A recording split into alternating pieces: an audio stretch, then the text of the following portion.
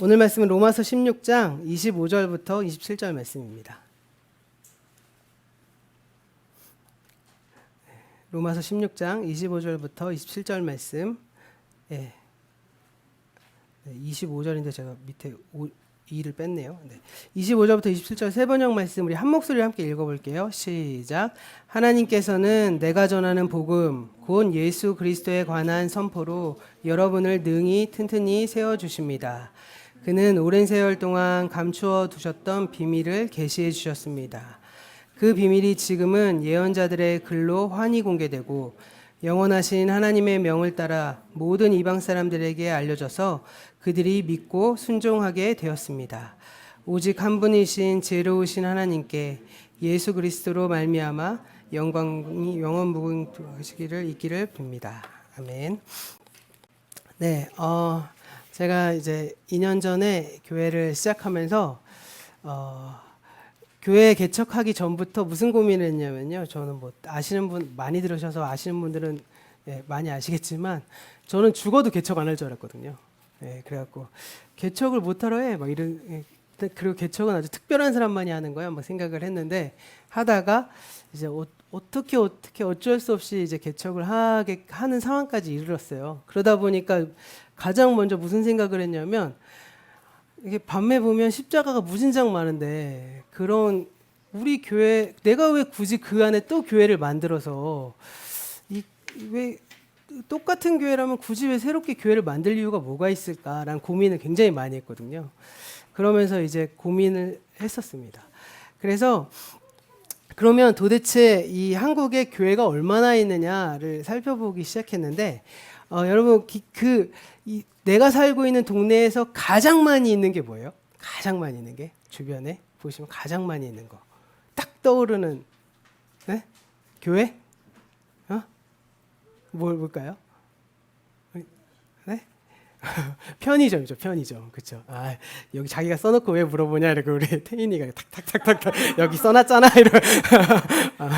네. 나 뭐라고 했나 한참 생각. 왜 두드리지 종이를 막 이러고 있었어. 네, 편의점이죠. 네, 그래서 제가 그 편의점은 도대체 몇 개 있나 해서 알아봤거든요. 그런데 2017년 7월 자료를 발견했어요. 그런데 탑 5만 나오더라고요. 탑 5만 몇 개 있을까요? 34,376개가 있었습니다. 34,376개. 네, 화면 준비된 화면 보시면 그 가운데 1위가 뭐냐면요. 우리가 진짜 많이 보는 CU. CU가 11,949개였고요. 2위가 GS25. 11,911개. 이건 2017년 거예요. 지금이라고 보시면 안 돼요. 그 다음이 세븐일레븐 8,944개.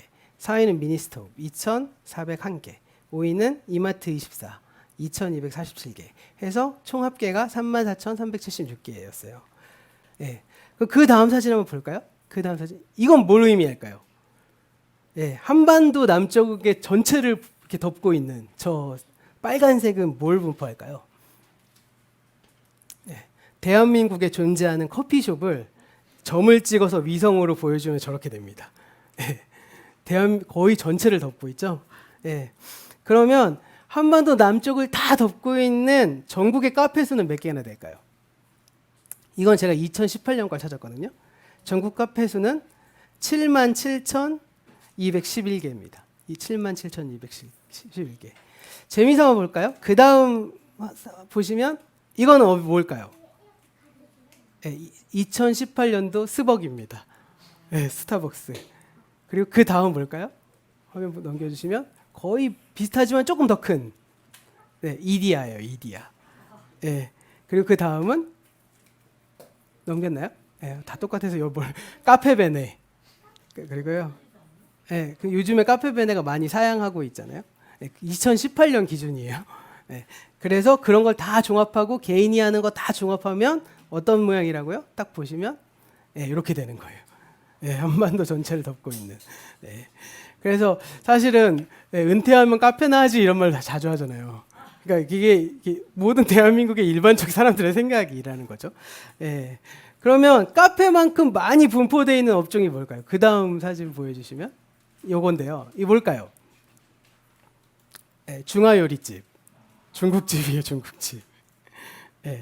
그리고 그 다음 장 보시면 조금 없지만 그래도 꽤 많은 저희 교회 옆에도 있는 당구장입니다. 네, 이만큼이에요. 제가 그러니까 처음에도 잠깐 말씀드렸죠. 왜 이야기를 하냐면요. 다음 사진 한번 보여드릴게요.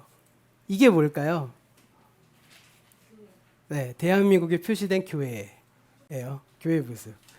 근데 이거 어떻게 보면 한국에 등록된 교회인 거예요. 등록되기 전 교회가 아니라. 저희 교회는 지금 등록돼 있어요. 근데 제가 처음 설교했을 때는 아직 등록 안 했을 때거든요. 그래서 저도 올해 그 2020년 경제조사 총인구 해갖고 이음교회 대표자라고 해서 막 했는데 좀 씁쓸했는데 뭐 인건비도 하나도 안 받으시나요? 뭐 직원도 없으시나요? 네, 없는데요. 없는데요. 이렇게 그래갖고 저희 장부 불러드렸어요. 그랬더니 그분이 헌금이 1년에 얼마 나오는데 월세랑 임대료 얼마 나오고 남은 비용이 뭐 그랬더니 남은 비용이 한 400 남았나? 그 400 갖고 뭐 하셨어요? 그래서 네, 정수기 렌탈하고 인터넷하고 네. 그래갖고 했어요. 네. 네, 이 사진 그림은 지금은 이 그림 지금 저 지도보다 어떻게 됐을까요? 더 많아졌을까요? 더 적어졌을까요? 확연히 줄었겠죠.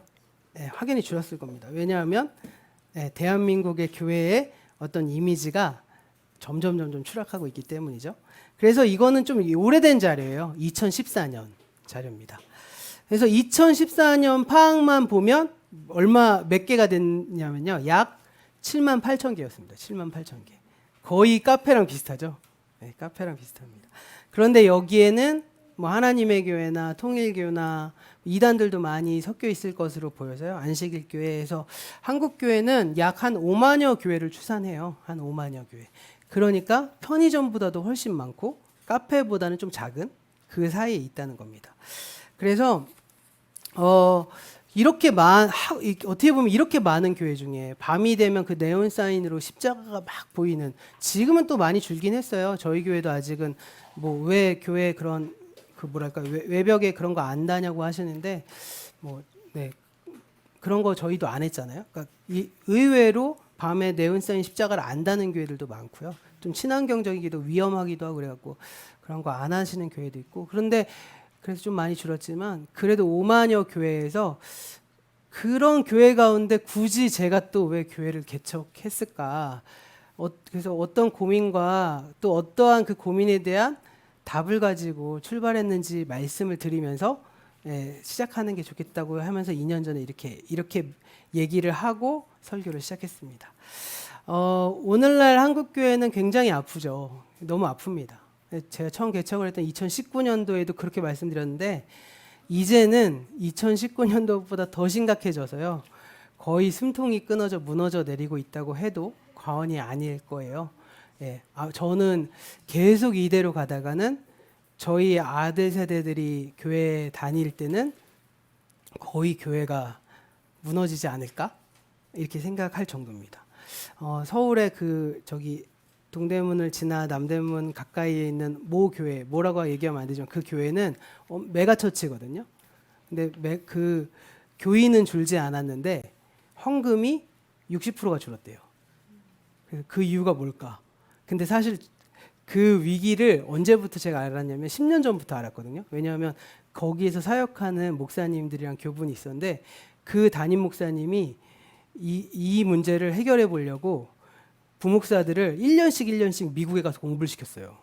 그러니까 엄청 심각했던 거죠. 그 교회는 이미 10년 후에 이렇게 될 걸 알아서 미리 방지를 하려고 엄청나게 교회를 보내서 막 서머 스터디도 하고 했는데 결국은 예측했던 대로 지금 60%가 줄었습니다. 인원은 그대로인데 왜일까요? 교인이 다 월급 세대에서 연금 세대로 바뀌었기 때문이에요. 새로운 사람들이 수급되는 게 아니라 교인은 줄지 않았는데 월급에서 연금으로, 자영업에서 연금으로 그렇게 되다 보니까 이제 줄었습니다. 이렇게 막 거의 무너져 가고 있는 상황이에요. 그래서 너무 무너지다 보니까 사실은 예전에는요 사회가 교회를 걱정해 줬어요. 야 너네 이렇게 하면 되겠니? 이랬습니다. 그런데 이제는 교회를 걱정하다 못해 혐오하는 상황까지 이르게 되었죠. 10년 전에 한국 사회를 개혁하기 전에 가장 필요한 게 뭐냐라고 인문학자들한테 설문을 돌렸는데 그 인문학자들의 답을 듣고 교회들이 깜짝 놀랐는데 뭐였는지 아세요? 교회가 개혁하기 위해서 무엇을 하냐? 교회를 없애야 된다 이랬어요. 인문학자들이. 그 정도로. 왜냐하면 고칠 수가 없다. 이렇게 얘기했습니다. 예. 그런데 이게 이제 10년 전에는 인문학자들에 의해서 얘기가 나왔다면 지금은 일반인들 역시도 교회 없어져야지. 이렇게 얘기하는 게 너무 당연하게 받아들이고 있는 현실이죠. 그런데 이런 모든 그런 인문학자들 사람들이 일관되게 주장하고 있고 또 부인할 수 없는 한국교회의 대표적인 문제들이 있어요. 그래서 그 문제들이 무엇인지를 체크를 해보다 보면 오히려 그 문제에 대한 우리가 어떻게 해결해야 될지에 대한 답이 나올 수 있지 않을까라는 고민을 하게 된 거고요. 이 고민은 뭐 저 혼자 한 게 아니라 제가 함께 소속되어 있는 그 하나님 나라 복음 DNA 네트워크에서 이제 함께 연구하고 고민하고 그런 방법으로 어떤 교회의 뭐라 그럴까요? 그런 핵심 가치를 함께 만들기 시작했어요. 그래서 먼저 그러면 우리 교회의 핵심 가치를 설명하기 전에 한국교회 병폐에 대해서 설명을 하면 그 반대가 우리 교회의 핵심 가치가 되니까 그 5가지 문제를 좀 나눠보려고 해요. 가장 큰 문제 중에 하나는 기복주의입니다. 기복주의. 예, 기복주의에 다 아시죠? 예, 한국교회는 기복주의를 구현하기 위해서 뭐에 빠져 있는지 아시나요? 기복주의를 막 얘기하기 위해선 그 사람들의 기저에 깔려있는 무슨 주의가 있으니까 기복주의를 막 받아들이는 거 아니에요? 예, 물질주의입니다. 물질주의. 물질적인 기복주의에 빠져 있어요. 예, 그렇기 때문에 어떻게 보면 교회, 하나님, 예수라는 이름이 그냥 한국 사람들이 전통적으로 가지고 있는 기복주의 신앙의 매칭이 돼서 생기게 된 문제점이거든요. 그러니까 하나님을 무당 굿하는 사람 믿듯이 믿고 그러니까 예를 들면 기도를 점쟁이한테 부적받거나 하는 그런 개념으로 생각하고 이런 개념으로 이제 신앙을 받아들이기 시작하면서 그 사람들이 왜 그럼 교회 다니니?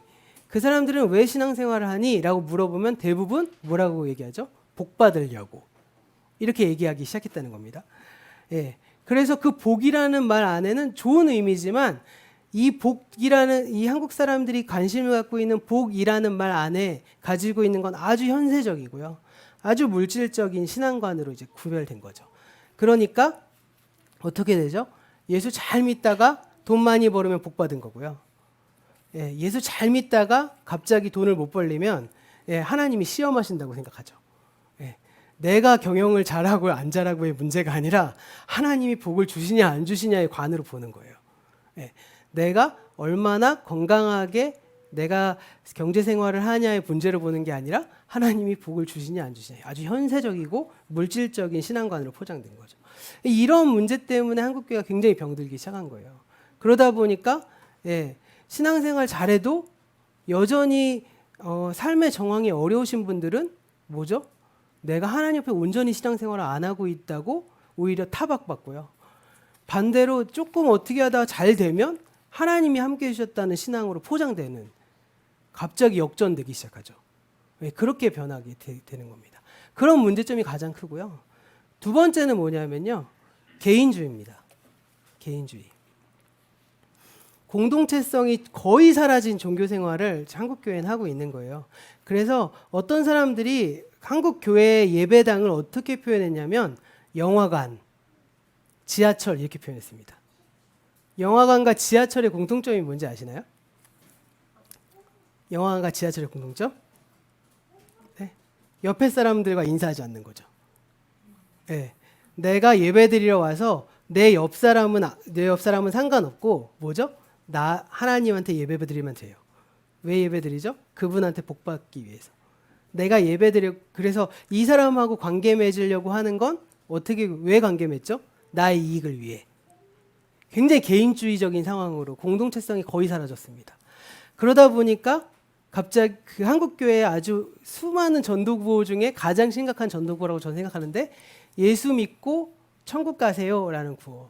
오가 이제 막 되기 시작하는 거죠.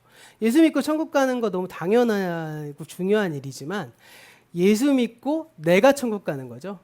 예수 믿고 내 아이들이 천국 가고요. 예수 믿고 우리 가정이 천국 가는 이 바운더리를 벗어나지 않는 범위. 개인의 구원에만 심취하고 개인의 복에만 매몰되고 개인주의적인 신앙이 교회 공동체성을 사라지게 만들기 시작했습니다. 그러다 보니까 무슨 일이 생기죠? 이 땅을 향한, 이 사회를 향한, 이 한국 사회를 향한 주님의 뜻을 무시하게 된 거예요. 제가 예전에 이건 이제 좀 다른 번외지만, 제가 옛날에 얼마 안 됐는데, 와, 이거 정말 심각하다라고 생각했던 것 중에 하나가 뭘 보다가, 그걸 발견했냐면, 저는 다 보지 않았고요. 저는 드라마는 로맨스 되게 싫어하거든요. 저는 뭐 정치 스릴러 이런 것만 좋아하는. 예, 제 아내는 이제 달콤한 거 되게 좋아해서 저희는 같이 드라마를 보지 않습니다. 예, 그런데 제가 딱 한 편 첫 방을 본 게 뭐냐면 미스터 선샤인 아시나요? 미스터 선샤인 처음 딱 봤을 때 이게 막 그 배경이 나와요. 예, 배경이 나오는데 미스터 선샤인의 배경이 뭐죠? 1907년 이렇게 나와요. 1907년 대한민국이 완전히 일제 강점 아래 엄청난 고통을 당하고 있을 뭐 그런 시기, 막 이런 식의 막 설명이에요. 그런데 그거 읽다가 제가 그거 보고 띵 했는데 저희는 그때 무슨 찬양했죠? 어게인 1907 불렀죠. 이 땅의 부흥이요. 1907년의 부흥이요. 이랬죠. 예. 왜 그럴까요? 사회가 어떤 나라가 되던 누구한테 박해받던 그때 많은 사람들이 예수 믿었어. 그러니 그거 상관 우리는 그때가 돼서 예수님 많이 믿게 하는 부흥이 일어나는 게 좋겠어. 이런 거 찬양했다는 거예요. 그 찬양은 사실은 저는 단 한 번도 그 찬양을 불러본 적이 없거든요. 그 찬양은요, 사실은 이 땅을 향한 하나님의 마음은 전혀 상관하지 않는 거예요. 그냥 그 시기에 많은 사람이 주님께로 돌아왔으니 그 시기와 같은 사람들이 되었으면 뭐 그런 교회가 되자. 물론 사실은요, 교회가 그때 사회에 빛이 됐으니까 사람들이 몰려왔겠죠. 근데 반대적인 측면도 있었다는 게 있어요. 그걸 얘기하면 너무 시간이 많이 가니까 그건 다음에 어떻게 보면 말씀을 좀 드렸으면 좋겠는데, 예, 한국 사회에서 기독교의 폭발적 증가는 일제시대나 1980년대나 단순히 복음 자체만의 그 매력과 힘으로 인해서 벌어진 일은 아니었습니다. 그건 확실히 말할 수 있고요. 근데 이러한 것들을 이런 어떤 뭐랄까요, 사회적인 어떤 인식이 그리고 이 땅을 향한 하나님의 부르심에 대해서 망각하고 개인의 구원에만 치중하게 되는 개인주의적인 어떤 잘못된 성향들이 일어나기 시작했고요. 세 번째는요, 이건 너무 제가 자주 말해서 뭐 계속 말씀드리지만 이원론적인 영성입니다. 네. 이원론적인 영성 플러스 불균형적인 성장 모델을 한국교회가 갖고 있거든요. 그러니까 엄청난 문제점이 발생되는 거예요. 이원론이란 뭐죠? 성과 속을 구별하는 거죠. 기독교에서 이원론은 우리는 거룩하고 쟤는 악해. 예. 제가 예전에 설교 시간에 말씀드렸는데 이제 유승준, 지금은 유승준이라는 이름이 아니라 스티브 유인가요? 그분이 가요 무대 맨 마지막 그 연도의 가요 대전 뭐 이런 거 하면서 가위춤 있잖아요. 그 노래를 부르면서 막 그걸 부르고 막 춤을 추고 막 그 노래 부른 거예요. 저희 어머니가 쓱 지나가다가 막 이게 왜 이렇게 하잖아요. 그걸 보고 저희 어머니가 뭐라 했냐면, 아유 그냥 지옥불에서 뜨겁다고 뜨겁다고 하고 있는 것 같네 하고 쓱 지나갔어요. 예. 그런데 갑자기 그 스티브 유 씨가 상을 딱 받으면서 이 모든 걸 하나님께 영광을 돌립니다. 그러니까 저희 어머니가 어이구 믿음의 청년이었네. 확 바뀌는 거죠. 성과 속에 대한 개념이 확 바뀌게 되는 거죠. 저 사람이 하나님 막 그렇게 춤췄을 때는 되게 미워 보이는데 악해 보이는데 하나님한테 영광 돌린다니까 갑자기 거룩해지는 거는. 예, 완전 이분법적 사고죠. 예, 어머니 죄송합니다. 오늘 예배 드리시는지 잘 모르겠네요. 그렇게 구별하는 거예요. 그러면서 여기서 똑같은데 세상을 향한 복음의 소명을 외면하기 시작하고요. 그래서 교회가 무슨 일을 벌이기 시작하냐면 교회끼리의 싸움이 벌어지는 거예요. 소위 양뺏기라고 하는 거죠. 예, 그런 일들이 일어나기 시작해서 교회 몸집만 불리는 것을 최고의 당면과제로 삼아 왔습니다. 그러니까 더욱더 심각한 불균형적인 성장을 겪게 된 거죠. 근데 제가 간단하게 말씀드리지만 교회에서 예배드려도 속될 수 있고요. 그렇죠? 저 막 빈민과 함께 혹은 저 어떻게 보면 어떻게 우리가 생각하기에 가장 속되다고 하는 곳에서도 가장 거룩할 수 있습니다. 왜요? 내가 예배드리는 이 자리에 나와 하나님이 관계되어 있지 않다면 속한 거고요. 내가 지금은 예배드리지 않지만 저 가난한 자를 위해 저 불쌍한 사람들을 위해 서 있으면 그리고 그곳에 하나님 함께 계시면 거룩한 거죠.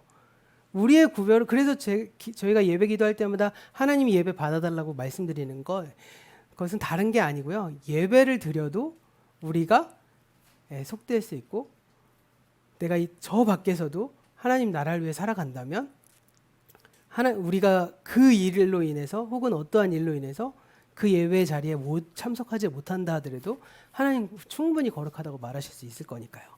그런 점에서 예수가 계시냐 안 계시냐, 우리 공동체에 예수가 있느냐 없느냐의 문제인 거지 교회는 거룩하고 세상은 악하다 이런 이분법적인 사고는 엄청나게 심각한 문제라는 것이죠. 그리고 이제 네 번째는요, 신자 중심의 교회입니다. 교회가요, 제가 예전에 이렇게 그 남부순환로인가 북부간선로인가 타고 쭉 가는데 교회가 엄청 큰 교회를 싹 지나가는데 그 교회에 지붕 쪽에 현수막이 딱 붙어 있는 걸 보고 막 소름이 확 돋았던 적이 있었거든요. 뭐라고 써 있는지 아셨나요?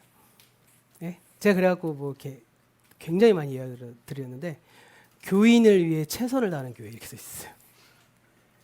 여러분들 위해 우리 교회는 최선을 다합니다. 이렇게. 우리 멤버십에 들어오면 우린 당신을 위해 최선을 다합니다. 네, 그렇게 생각합니다.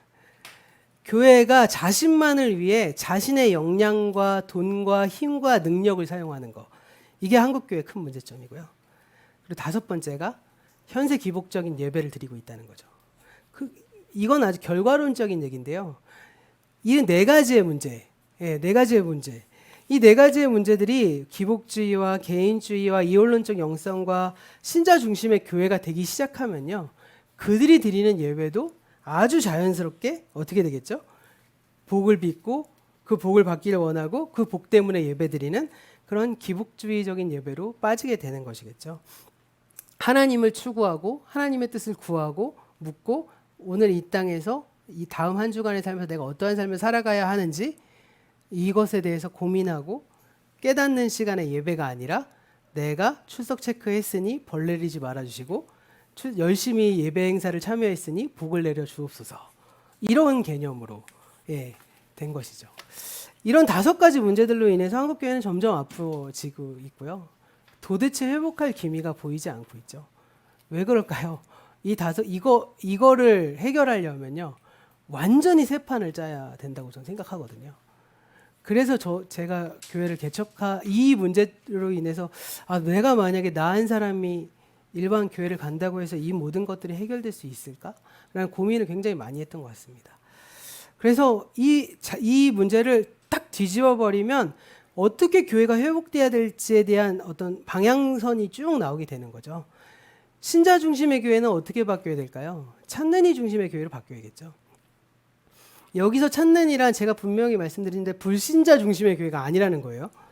찾는 이는요, 하나님이라는 존재, 내 삶에 대한 무엇인지의 문제 고민할 수 있고, 그리고 그 고민 앞에서 자신을 솔직하게 질문할 수 있는 분들을 찾는 이라고 저희는 표현하고요. 찾는 이 중심이 돼야 되고, 이원론적인 영성은 균형 있는 성장으로 회복돼야 되고요. 개인주의는 개인주의가 아니라 진실한 공동체가 대안이 돼야 되는 것이고요. 기복주의는 안팎의 변혁으로, 그래서 우리의 예배가 현세 기복에 근거한 예배가 돼서 예배를 드리면서도 하나님을 경험하지 못하고 있는 사람들에게 정반대의 논리로 해결책을 찾게 될 때, 찾는 이 중심과 균형 있는 성장과 진실한 공동체와 안팎의 변혁으로 사람들이 하나님 나라를 구하며 살아가기 시작할 때 그들의 예배는 소망하는 예배로 바뀔 수 있다는 것이죠. 무엇을 소망하게 될까요? 풀 텍스트로 말씀하면 하나님 나라를 소망하는 교회가 될 수 있을 거다. 거예요. 예, 그렇게 5가지의 어떤 해결책을 중심 가지로 삼고 교회를 세우게 되면 이게 선순환 구조가 되어서 생명력이 좀 넘치게 되고 우리 일상의 모든 영역에서 하나님 나라를 이루며 살아낼 수 있지 않을까라는 고민 끝에 이것을 핵심 가치로 삼고 이렇게 하게 됐고요. 교회를 시작하게 됐고 이 이야기는 지금 아주 간단하게만 얘기했지만 이건 이제 다음 달에 이제 주제를 가지고 이 교회를 꿈꾼다 2부 내용이거든요. 이 놀라운 이 발견을 저 혼자 한 게 아니라 그 교회를 꿈꾼다라는 책에서 나눌 거거든요. 그래서 1부는 지난 사도행전을 하면서 우리가 함께 나눴고 2부를 통해서 다음 달에는 그걸 진행해 보려고 합니다. 그런데요, 지난 시간에도 사도행전을 마무리하면서 잠깐 말씀드렸지만 이런 핵심 가치, 5개 핵심 가치가 교회를 개척하고 뭐 2년이라는 시간이 흘렀고 그 와중에 1년은 코로나 때문에 모이지 못했다고 하더라도 우리에게 충분하게 체화되지 못하고 있는 이유가 있어요. 그것은요, 사실 우리는요, 이 5가지의 핵심 가치를 충분하게 누릴 수 있기에는 아직 우리의 삶이 아직 준비되지 않고요. 그리고 또 우리가 꾸준하게 하나님을 위해서 이렇게 고민하고 살아내지 않으면 그냥 이렇게 스쳐 지나갈 수밖에 없는 상황이 될 수밖에 없거든요. 그리고 더 중요한 사실은 뭐냐면 이 방금 말씀드린 이 5가지 핵심 가치를 담을 토양, 담을 그릇이 잘 정리가 되는 단계에 이르러야 된다는 거죠. 그러지 않으면 사실은 아무리 저희가 이 구호를 얘기해도 그 구호는 그냥 속빈강정에 불과할 것이고요. 그래서 이게 이제 어떻게 5가지 핵심 가치가 열매라면 그 열매를 키우게 되는 그 줄기와 뿌리와 땅, 토양과 이 모든 것들이 준비돼야 되는데 그게 무엇이냐면요. 바로 하나님 나라의 복음이라는 거예요. 그래서 이번 달에는 그러니까 다시 하나님 나라 복음으로 시작하는 공동체라는 주제를 가지고 하나님 나라가 어떤 의미인지를 쭉 설명을 드리려고 해요. 제가 왜 이렇게 생각했냐면 지금 저희 교회 밖에 보시면 제가 태어나서 처음으로 화분에 막 토마토도 심어보고 파도 심어보고 막 그랬어요. 저희 아버지 어머니 막 텃밭 할 때 제가 막 아우 그런 거 뭐 하냐고 사서 먹는 게 제일 싸지 막 이러면서 되게 했는데 저도 나이가 먹다 보니까 뭐 좀 마음이 허해서 그런지 그걸 좀 심어봤거든요.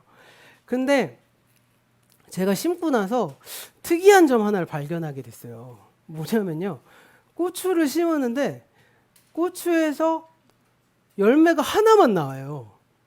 그 이상한 거잖아요. 처음엔 좋다고 했는데 가만 토마토에서 토마토 하나만 나오는 거예요. 이상하다. 이게 왜 이러지? 그리고 인터넷 검색을 해보니까 토마토는 막 2m까지도 올라간대요. 계속 자란대요. 근데 우리 토마토는 자라지 않아. 그리고 왜 우리 고추도 막 자라해서 막 대를 심어야 되는데 그래서 제가 대까지 타서 꽂았는데 안 올라와요. 그래갖고 왜 그러지 하고 검색을 해보니까 2가지 문제였어요. 거름의 문제랑 땅의 문제였어요. 땅에 뿌리가 충분히 내릴 만큼 흙을 깊게 안 했고 또 한 가지는 뭐냐면 거름을 그 사이에 주어서 좀 이렇게 뭐랄까 이게 더 해야 되고요. 그리고 심지어는 흙도 이렇게 어떤 것들은 이렇게 쌓아야 되고 그래서 뭐 20cm 띄워야 되는 것도 있고 10cm 띄워야 되는 것도 있고 이런데 저는 그거 다 무시하고 그냥 했거든요. 그러니까 나오긴 나오는데 그냥 하나를 나오고 뭐 이렇게 되는 거죠. 그래서 이거 나중에는 좀 하면 제대로 해야겠구나. 좀 정보를 알고 해야겠구나. 뭐 이런 생각을 해보게 됐습니다. 그래서 제가 이것도 똑같구나. 우리가 아무리 핵심 가치를 막 얘기한다고 해도 그 열매가 한 알만 나면 의미가 없잖아요. 그게 어떻게 보면 충분히 성장할 수 있도록 돕는 배경이 필요하다. 그래서 우리가 교회가 먼저 개척하고 하기 위해서 정립되어야 될 문제가 복음에 대한 문제겠구나라는 것을 생각하게 됐습니다. 그런 점에서 복음에 대해서 우리가 다시 한번 정리를 하고 넘어가려고 그래요. 혹시 이거는요, 복음이란 무엇인가에 대해서 좀 고민해 보신 적 별로 없으시죠? 당연히 성경에 나와 있는 거고 너무 익숙하게 들었으니까 복음이라는 것에 대해서 고민을 많이 안 해보셨을 거예요. 그런데요, 복음서에 나오는 복음의 정의와 바울이 말한 복음의 정의가 다른 거 알고 계시나요? 저는 처음에 그거 보고 깜짝 놀랐는데 충격받았어요. 그러니까 복음서에 나오는 복음의 정의와 바울 서신에 나오는 복음의 정의는 다릅니다. 그런데 그 가운데서 우리에게 가장 익숙한 건 누구의 정일까요? 복음서의 정일까요? 바울의 정일까요? 네, 바울의 정입니다. 사도 바울의 정이에요. 그래서 이 사도 바울이 복음을 어떻게 정의했느냐는 구절들이 사도 바울의 서신에 몇 구절이 있는데 그 중에 하나가 오늘 본문인 로마서 16장 25절부터 27절 말씀인데요. 25절부터 27절 말씀은 우리가 함께 읽었으니까 좀 넘어갈게요. 시간이 좀 많이 지나서 넘어가겠습니다. 25절 말씀 보시면요. 사도 바울은 그가 전하는 복음은 곧 예수 그리스도의 선포다 이렇게 정의하고 있어요. 예, 로마서 1장 2절 말씀에서도 복음은 하나님께서 예언자들을 통해서 성경에 약속하신 것, 그 아들에 관한 것이다 이렇게 말하고 있거든요. 굉장히 정확하지만 좀 싱거워요. 그런데 고린도전서 15장 1절부터 5절 말씀을 보시면 이 사도 바울이 복음을 굉장히 구체적으로 정리해 놨습니다. 이 말씀을 함께 보고 싶은데요. 고린도전서 15장 1절부터 5절 말씀을 좀 길지만 우리가 좀 한 목소리로 한번 읽어볼게요. 자, 시작. 형제들아, 내가 너희에게 전한 복음을 너희에게 알게 하노니 이는 너희가 받은 것이요 또 그 가운데 너희가 만일 내가 전한 그 말을 굳게 지키고 헛되이 믿지 아니하였으면 그로 말미암아 구원을 받으리라. 내가 받은 것을 너희에게 먼저 전하니 이는 성경대로 그리스도께서 우리 죄를 위하여 죽으시고 장사 지낸 바 되셨다가 성경대로 사흘 만에 다시 살아나사 게바에게 보이시고 후에 12 제자에게 와. 아멘. 이 바울의 복음의 내용은 예수 그리스도와 십자가와 부활의 이야기죠. 그리고 그 예수 그리스도와 십자가 부활로 인해서 내 죄의 문제가 해결되었다는 겁니다. 이것은 우리가 그동안 복음이 무엇이냐? 그러면 십자가, 부활, 대속, 십자가, 부활, 대속, 구원, 뭐 영생 뭐 이런 구조잖아요. 그냥 우리가 알고 있는 바를 바울이 한 거죠. 그런데 복음서에서 예수님이 복음을 어떻게 정리했냐면 좀 다르게 정리해요. 마가복음 1장 14절 15절 말씀이 복음서 전체 요약문이거든요. 마가복음 1장 14절 15절 말씀도 좀 함께 읽어볼게요. 함께 읽겠습니다. 시작. 요한이 잡힌 후 예수께서 갈릴리에 오셔서 하나님의 복음을 전파하여 이르시되 때가 찼고 하나님의 나라가 가까이 왔으니 회개하고 복음을 믿으라 하시더라. 방금도 말씀드렸지만 이 말씀은 마가복음 전체를 요약하고 공간복음 전체를 요약하는 한마디로 정리해서 요약하는 말씀이에요. 요한이 잡힌 뒤에 예수님이 갈릴리에서 오신 뒤에 하나님의 나라를 선포하십니다. 그런데 그 선포한 내용이 무엇이죠? 15절 말씀인데 때가 찼고 하나님의 나라가 가까이 왔다, 가까워졌다라는 거죠. 이게 복음이라는 거예요. 하나님의 나라가 가까이 왔다. 그리고 그때가 찼다. 이게 복음이에요. 그래서 예수님이 우리에게 뭐라고 말씀하시죠?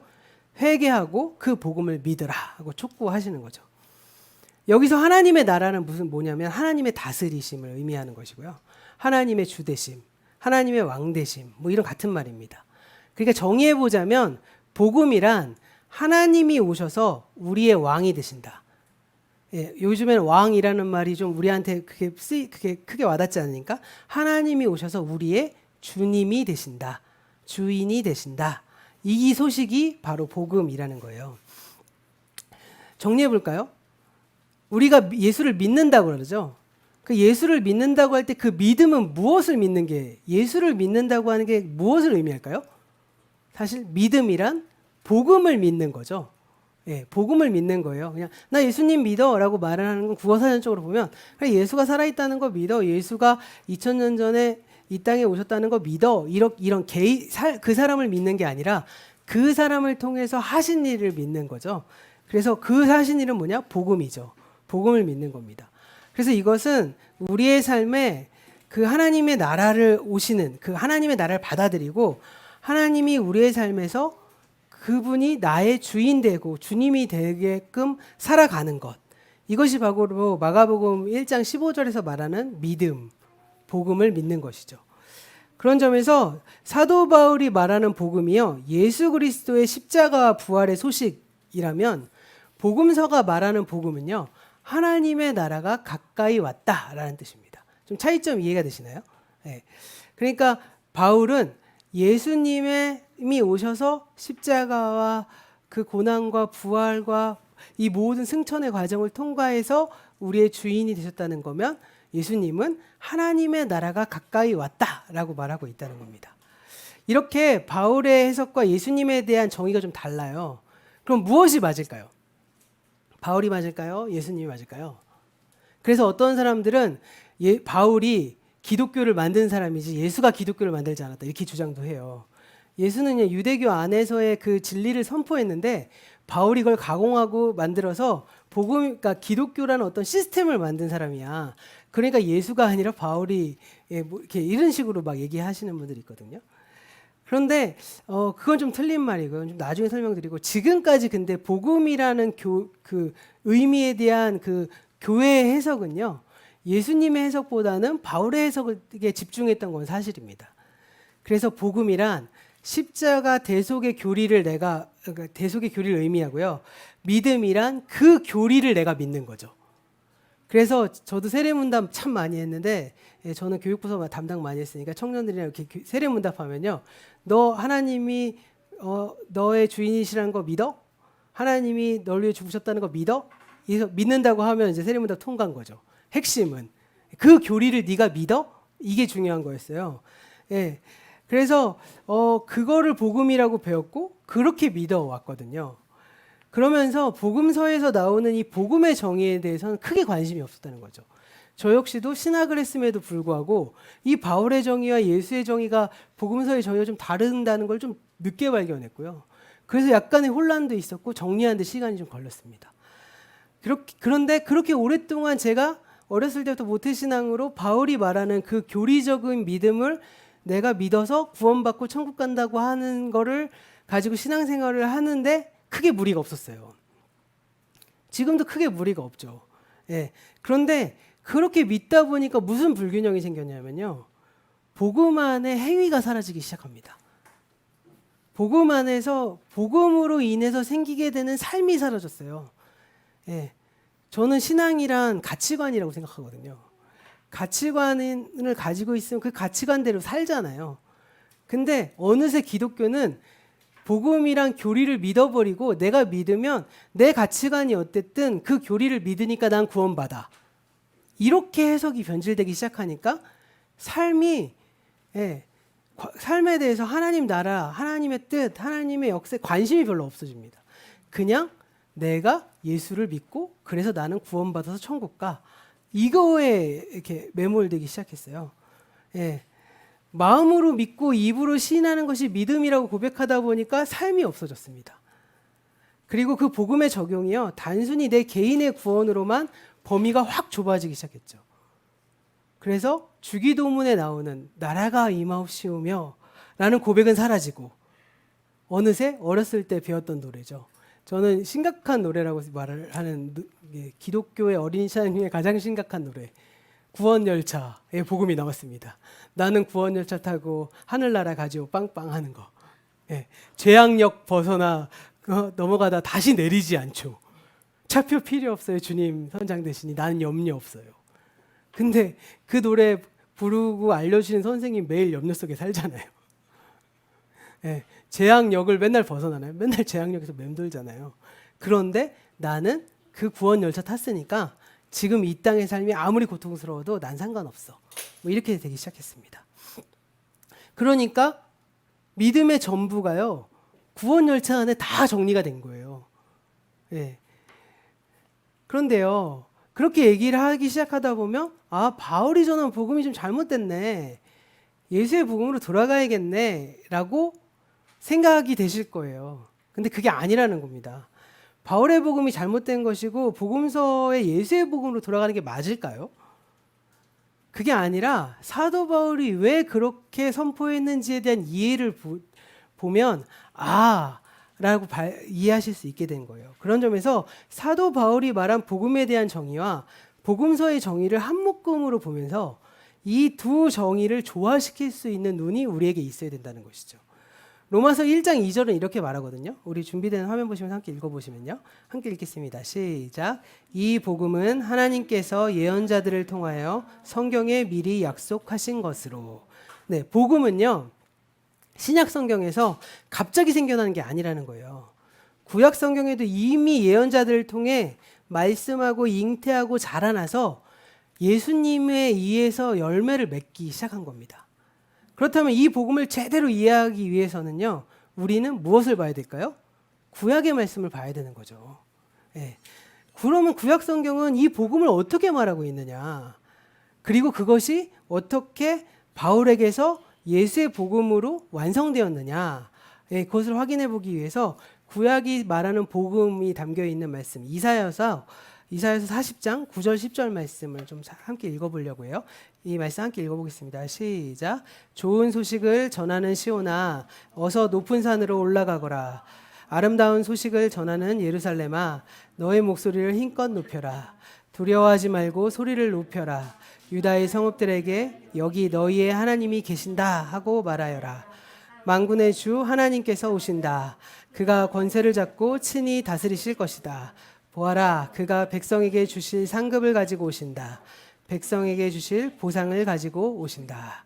네, 여기 보면 제가 빨간색으로 칠하지 못했는데 9절 처음에 좋은 소식이라고 써 있죠. 그리고 중간에 아름다운 소식이라고 말하죠.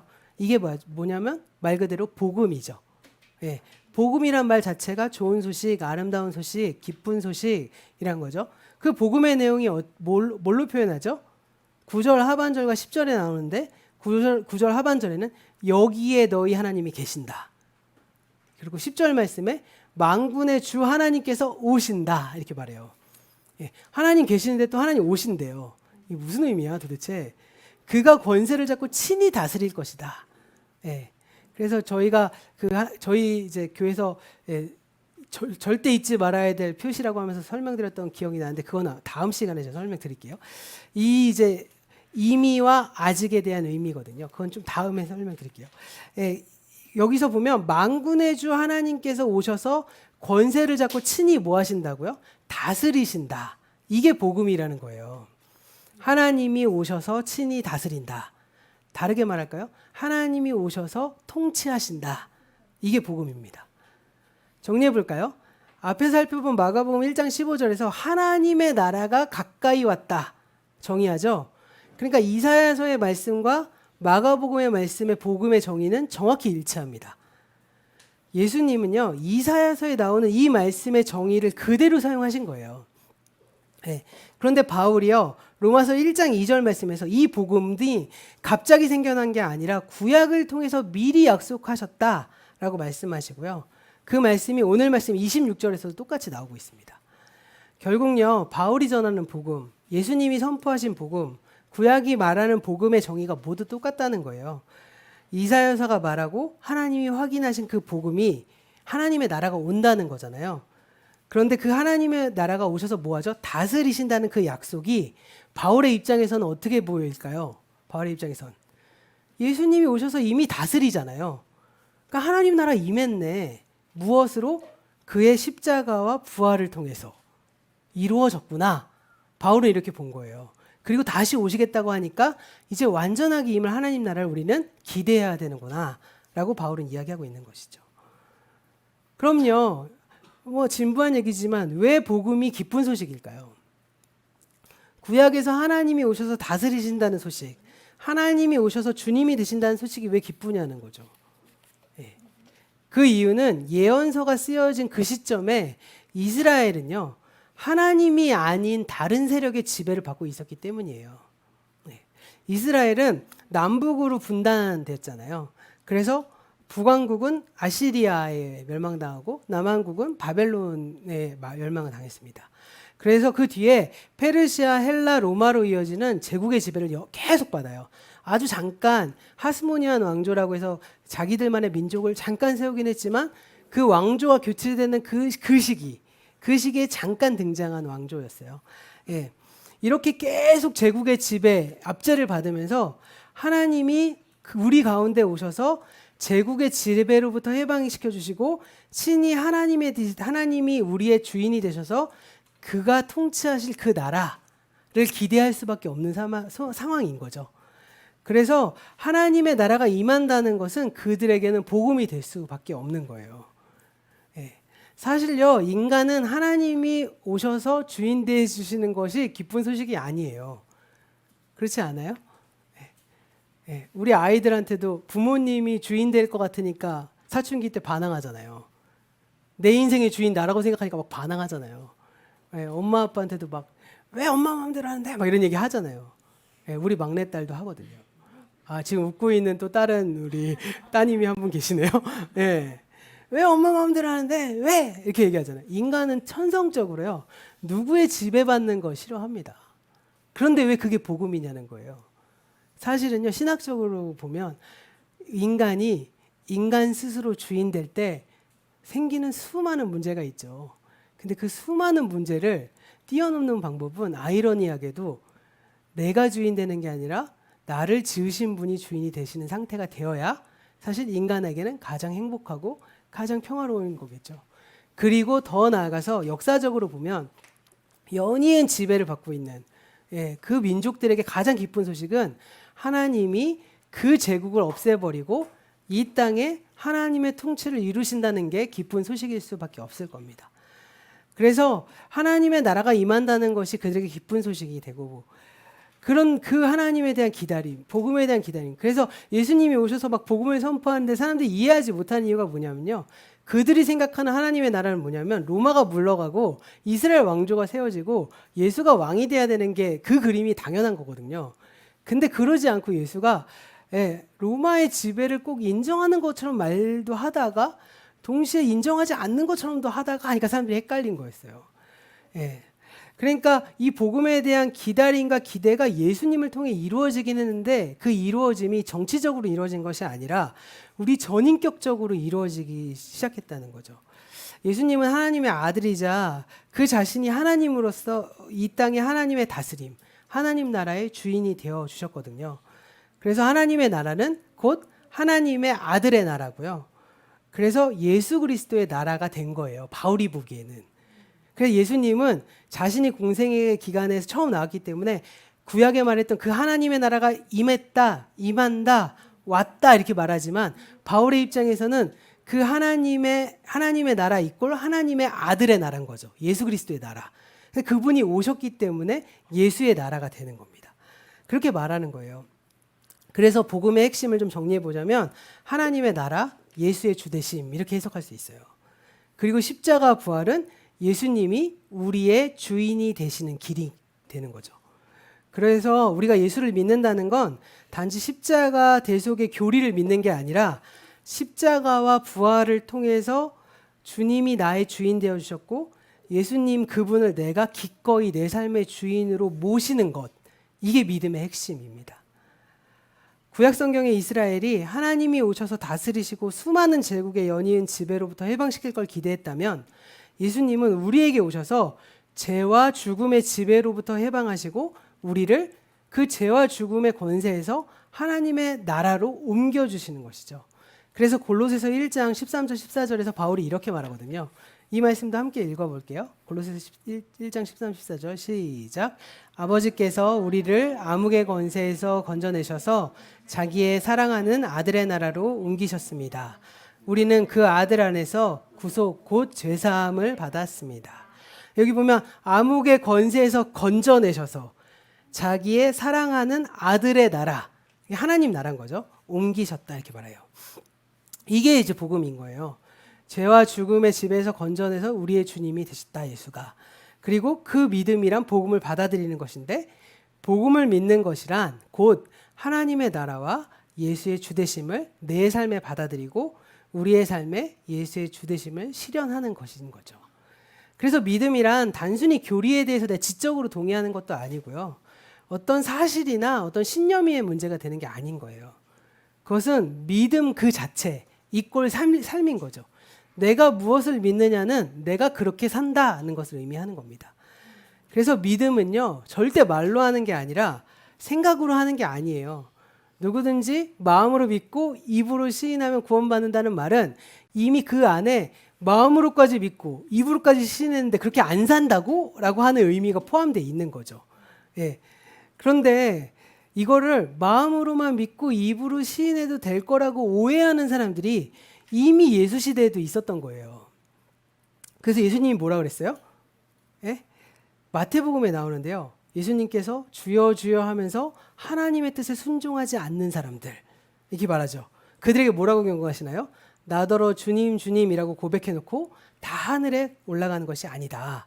하늘에 계신 내 아버지의 뜻을 행하는 자라야 들어간다. 이렇게 말씀하셨습니다. 예수님을 주님으로 섬기고 순종하는 것, 그것이 믿음인 거예요. 그러니까 행위가 없이 말로만 주님, 주님 하고 하는 거, 이건 야고보서의 의미대로 하면요, 행함이 없는 믿음은 죽은 믿음이다 라는 것과 연결되는 것이죠. 그런 믿음으로는 하나님 나라에 들어갈 수 없는 거죠. 왜요? 지적인 동의만 했다고 삶이 안 변하면 그게 완전히 내가 그 믿음에 천착하지 않은 거잖아요. 예수님을 주님으로 섬기되 말로만 하는 것이 아니라 행위로, 삶으로 하는 것이 예수님을 믿는 것이고, 이렇게 삶으로만 믿는 것이 아닌 믿는 사람만이 하나님의 나라에 들어가고 하나님의 나라가 이 땅에 임할 때 온전히 우리가 살아낼 수 있는 겁니다. 그런데 이것은요, 아주 중요한 사실인데 한 번으로 완성되지 않는다는 거예요. 우리가 이런 거 얘기했잖아요. 내가 예수를 한 번 고백하고 나면 구원받았다고, 선물로 받았다. 이건 부인할 수 없다. 이렇게 말하잖아요. 그래서 옛날에 예수님을 고백했던 분이 뭐 예를 들면 20대 청년 때 예수를 영접했어. 근데 40대가 돼서 교회를 안 나왔어. 그러다 죽었어. 이 사람 구원받냐?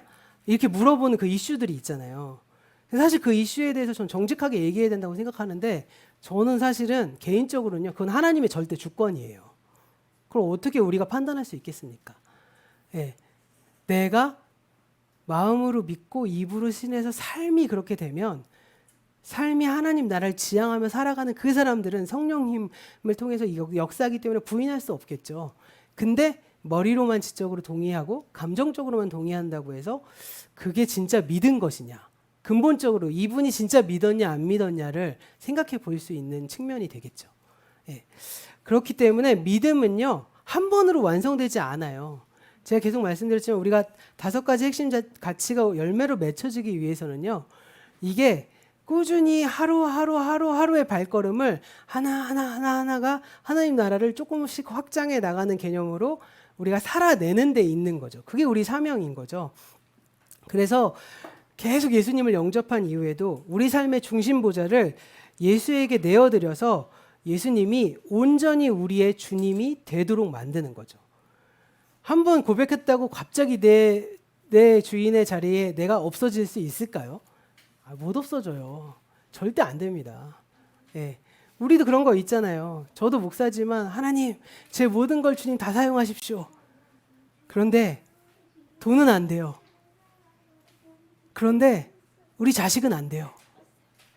이런 게 저희 모두가 있잖아요. 지금 내가 누리고 있는 거 안 돼요. 그거 뺏으시면 안 돼요. 그렇게 되잖아요. 그 이유는 무엇일까요?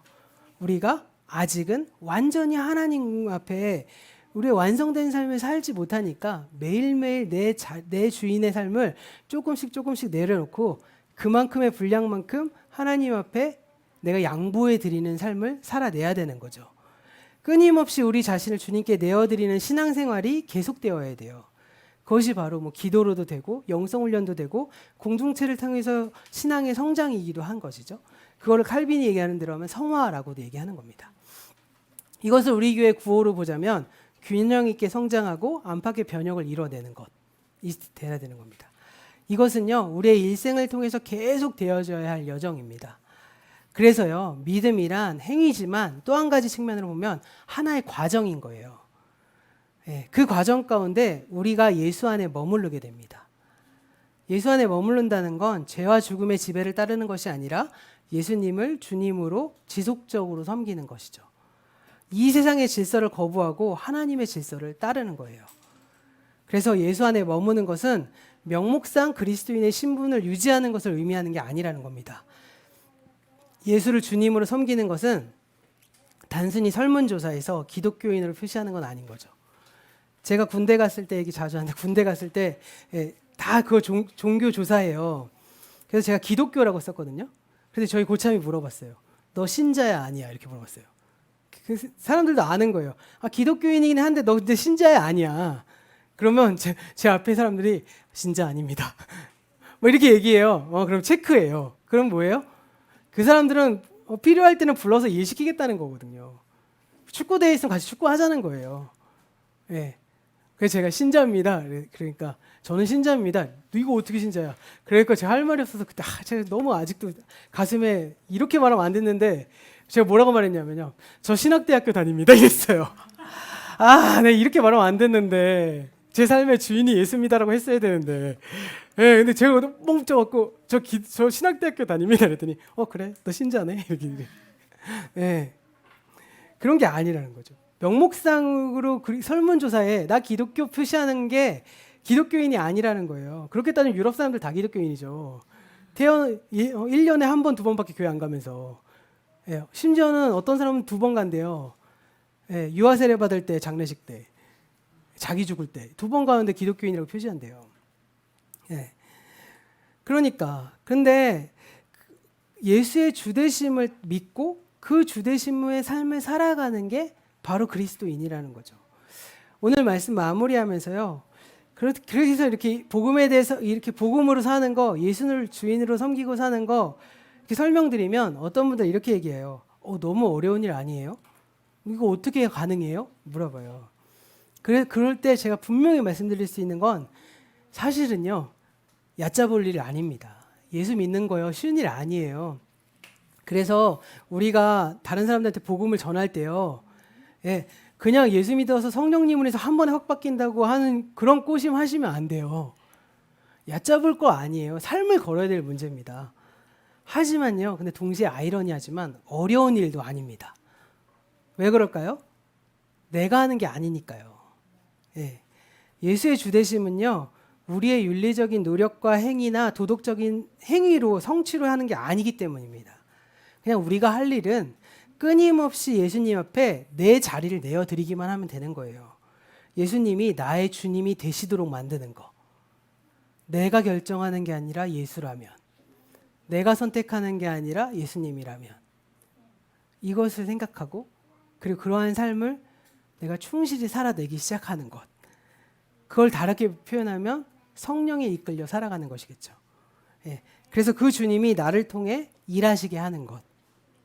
내가 노력해서 내가 도덕적인 목표를 성취하는 게 아니라 나를 예수님께 내어드려서 예수님이 내 안에서 일하도록 만드시는 겁니다. 그렇게 될 때요. 우리는 그제서야 삶의 변화, 행동의 변화, 생각의 변화, 성품의 변화, 관계의 변화, 다양한 열매들이 맺혀질 거예요.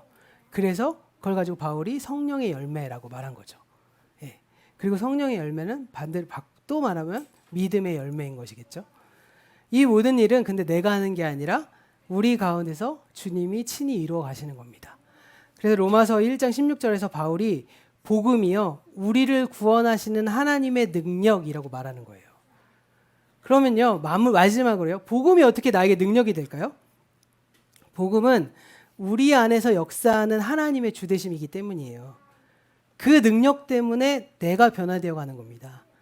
그 능력으로 인해서 변화의 열매로 맺혀지는 것이고 그 열매 가운데 하나가 우리의 삶의 행위인 거죠. 오늘 이 자리에 지금 모여 계신 분들은 이 오프라인 자리에 모여 계신 분들은 오늘의 설교를 처음 들으신 분들이죠. 그리고 온라인으로 계신 분들은 2년 전에 한 번씩은 들어보신 분들이죠. 그래서 누가복음과 사도행전이라는 한 사이클을 마무리하면서 다음 스텝으로 나가기 전에 너무 감사하게도 우리 새로운 가족들이 생기게 돼서 다시금 하나님 나라 복음으로 시작하는 공동체라는 주제로 말씀을 전하게 됐어요. 그래서 2년 전에 이 말씀을 들으시고 오늘 다시 들으신 분들이나 가족이 되고 계시고 가족이 되신 분들이나 다시금 오늘 설교를 통해서 우리가 지금까지 가지고 있던 복음에 대한 관점을 좀 돌아보시고요. 새롭게 시작하는 저와 여러분이 되기를 좀 소망해 봅니다. 우리가 성경이 말하고 있는 하나님 나라 복음에 대한 정확한 이해를 바탕으로 작은 발걸음이지만 한 걸음 한 걸음씩 함께 내딛기 시작하면요. 우리 안에 역사하시는 하나님의 주되심이 우리의 공동체를 이끄실 거예요. 그리고 나의 개인의 삶과 우리 가정의 삶도 이끄실 겁니다. 그래서 우리가 이번 한 주간에도 꼭 해야 될 일은 그분의 오심을 기대하고 그분의 주되심을 기대하면서 주님 뜻대로 작은 발걸음이나마 한 걸음 한 걸음씩 살아내는 저와 여러분 되기를 간절히 소망합니다. 네, 이 시간 우리 1분간 침묵으로 묵상해 보시고요. 그리고 이제 음악 나오시면 마음으로 드리는 예배 카톡이나 하나님께 이렇게 저에게 예배 드리도록 하겠습니다.